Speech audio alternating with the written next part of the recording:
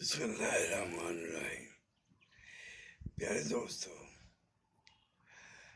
ہر مسلمان پہ امر بالمعروف و نہی عن المنکر ہے،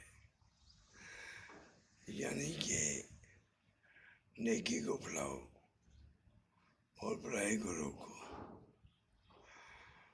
اور جو پیغمبروں کا اور یہ اللہ کا درجہ تھا، انسان اس کا مستحق ہو جاتا ہے، کیونکہ اللہ کا مددگار بن جاتا ہے بندہ۔ جب بندہ اللہ کے دین کو پھیلاتا ہے، دین کا کام کرتا ہے، تو اللہ کے مددگار بندوں میں شامل ہو جاتا ہے۔ اور یہ اللہ پیغمبروں کا یہ کام تھا، اگر انسان کرے تو اللہ سب کو توفیق دے۔